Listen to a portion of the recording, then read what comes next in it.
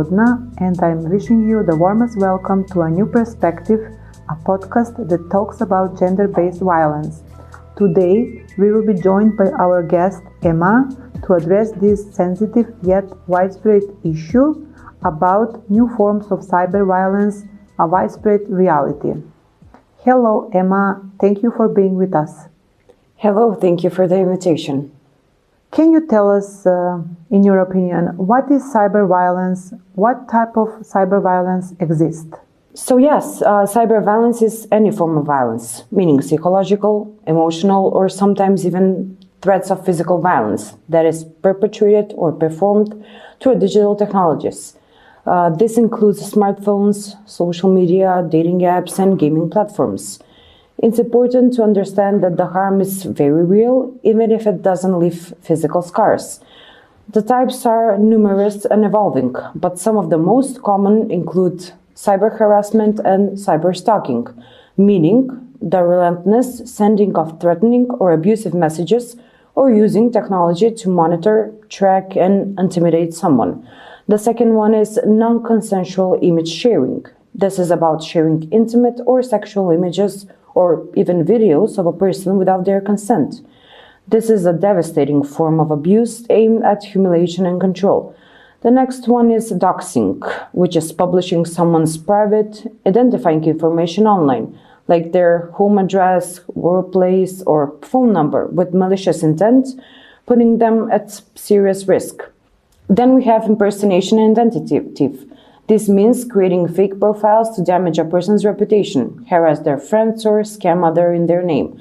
Then hate speech and online mob attack, which is coordinated, targeted abuse against a person based on their gender, sexual orientation, race, or other characteristics. Then we have tech-enabled abuse in intimate relationships. This is a huge one. It includes a partner demanding consent, access to your passwords, using spyware to track your location, or controlling who you can and cannot talk to online. Why is recognition and prevention of cyber violence important? So recognition and prevention of cyber violence are very important for three key reasons. First, the scale and impact. Cyber violence can follow a victim 24/7. There is no safe space like home anymore. The abuse is in your pocket, on your screen. This leads to severe psychological consequences like anxiety, depression, post-traumatic stress, and etc. Second is a gateway and an extension of offline violence. We must stop seeing the online and offline world as separate. Very often, cyber violence is used by an abusive partner to maintain control. It can also escalate into physical stalking or even assault, especially when doxing or severe threats are involved. Third, social harm. When online abuse against women and other vulnerable groups is threatened as a normal or ignored, it makes people afraid to speak up. It forces them off the internet and stops them from taking part in online life. It's direct attack on digital citizenship and equality. Fourth is about economic and professional harm. Cyber violence doesn't have personal impact. It has impact on career. Targeted online mob attacks or reputation-destroying impersonation can lead to job loss, disrupted professional opportunities, and finance pressure. For entrepreneurs, public figures, or freelancers whose livelihoods depend on their online presence, this abuse is a direct assault on their economic security and autonomy. Preventing it is, therefore, also an economic imperative, protecting people's right to work and participate in the digital economy safely. Finally, and perhaps most fundamentally, is about shaping norms for the next generation. Young people are growing up in a world where digital interaction is native. If we allow cyber violence to be normalized or dismissed as just online drama, we're setting a dangerous precedent for what is acceptable behavior. Proactive prevention through comprehensive digital literacy education that teaches empathy, consent, and respectful communication online is crucial, is about building a healthier digital culture from the ground up. By recognizing and actively working to prevent cyber violence, we aren't just addressing immediate harm. we are actively building a more just, equitable, and human digital world for everyone to inherit. The choices we make now in policy, platform design, and social attitudes will define the health of our shared online spaces for decades to come. How can we recognize cyberviolence? So recognizing it starts with understanding that it's not just the internet or drama. It's about a pattern or behavior that causes fear, distress, or harm. Look for patterns of control. For example, if someone is being forced to share their passwords, are they having to justify every like, comment, or friend online? This is definitely a red flag. Next, identify unwanted and repetitive contact. A few nasty comments might be trolling, hundreds of threatening messages, or constant creating of new accounts to contact someone after being blocked is definitely cyber harassment. Then you need to understand the impact, not just the intent. If a person feels scared, humiliated, or threatened, that is a sign of violence, regardless of what the perpetrator claims their intent was. And then we have and last, trust your instincts. If you see a friend becoming withdrawn, anxious after using their phone, or even deleting their social media accounts suddenly, check it on them. They might be experiencing something they're too ashamed or scared to name. Watch for digital withdrawal. A person experiencing abuse might suddenly stop posting photos, sharing opinions, or participating in group chats they once loved. They're not just taking a break, they may be retreating for safety. If someone who was active online goes completely silent, it could be a signal. Listen for minimizing language. Often, targets themselves downplay the abuse because it feels shameful or confusing. They might say, "Oh, it's just this troll again," or "My ex is just being annoying online." If they mention something troubling but quickly brush it off, that's a cue to gently ask more. Look at the community response.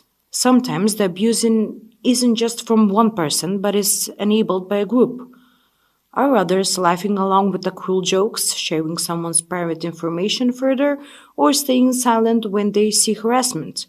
A toxic community environment that permits or encourages this behavior is a part of the problem.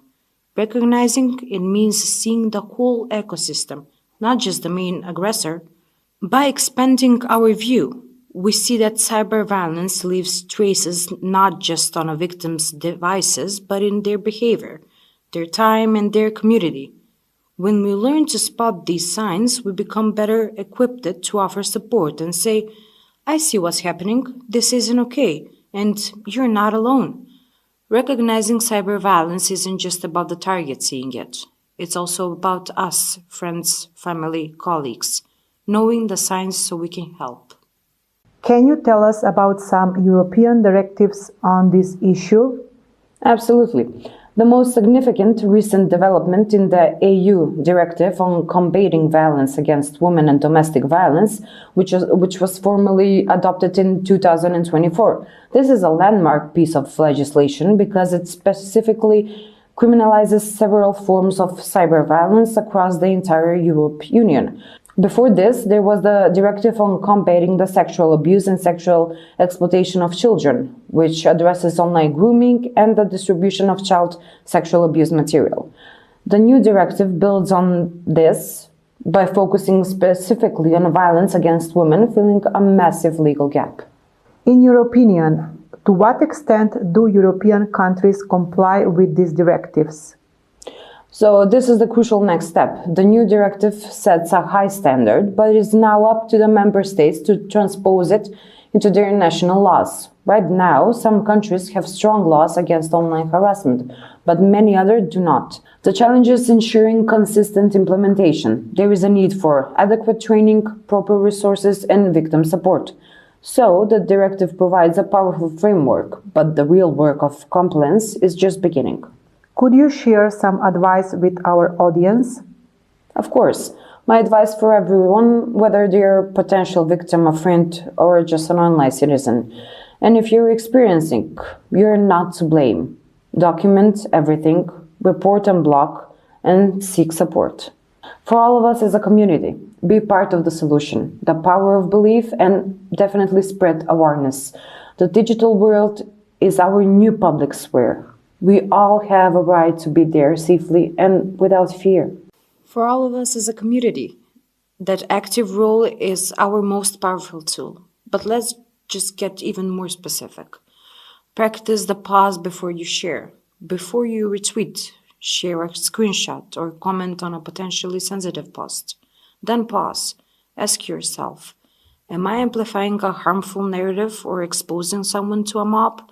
Sometimes the most supportive action is to not spread the content further, even in outrage.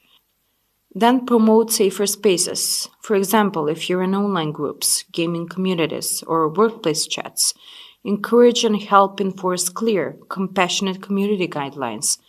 A culture of respect is built by many small actions. Support moderators who take abuse seriously. And finally, a word on prevention. Educate early. Have open, non-judgmental conversations with the young people in your life about digital consent, respect, and what healthy online interactions look like. Teach them not just how to use technology, but how to protect themselves and be kind in digital spaces. We build a safer future by shaping these norms today. And remember, our online safety is a collective effort. It's not just about personal defense, but about building digital communities where empathy is the default and where abuse is met with a united front of support, not silence. The digital world is our new public square. We all have a responsibility to help make it a place where everyone can participate safely, freely, and without fear. Thank you so much for listening, and a special thanks to our guest for helping us dive deeper into this important issue. Thank you for raising awareness on this important issue. Thank you for being here. Now, in our next episode, we will dive deeper in the topic gender-based violence and the LGBTEQ+ community.